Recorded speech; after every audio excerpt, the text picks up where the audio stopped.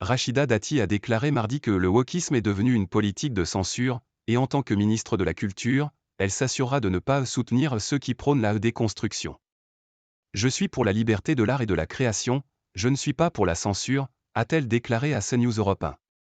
Cependant, je suis très sensible, et c'est un combat, à la lutte contre les discriminations que mène ce mouvement, mais je trouve que le wokisme est devenu une politique de censure, a ajouté la ministre issue de LR.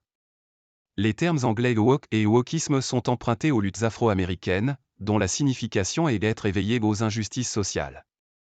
Ils ont été récupérés par des mouvements conservateurs, avec une connotation péjorative cette fois, pour dénoncer ce qu'ils considèrent comme un excès de militantisme à l'égard des revendications de minorités et des injustices sociales et climatiques.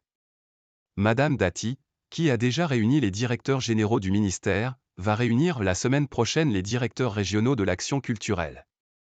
Et je leur demanderai de veiller à ce qu'on soutienne la liberté de création, et de ne pas soutenir ces nouveaux censeurs, a-t-elle affirmé. Et de marteler, lutter contre les discriminations, les déterminismes sociaux, c'est un combat. La culture, ce n'est pas la déconstruction, ce n'est pas l'effacement. Je ne serai pas quelqu'un aux côtés des censeurs. En France, le terme woke est devenu un incontournable du débat des idées. Mais pour ses détracteurs, ces soutiens ne sont pas seulement des militants de la cause antiraciste et sociale, mais seraient les instigateurs d'un projet de société, fondé sur la culture dite de l'annulation, cancel culture. Cette rhétorique d'abord présente à l'extrême droite de l'échiquier politique s'est progressivement répandue à droite, au centre et dans certains cercles de gauche. Par ailleurs, Rachida Dati a répété ses propos sur l'audiovisuel public tenu dans le journal du dimanche, autre média dans le giron de la famille Bolloré.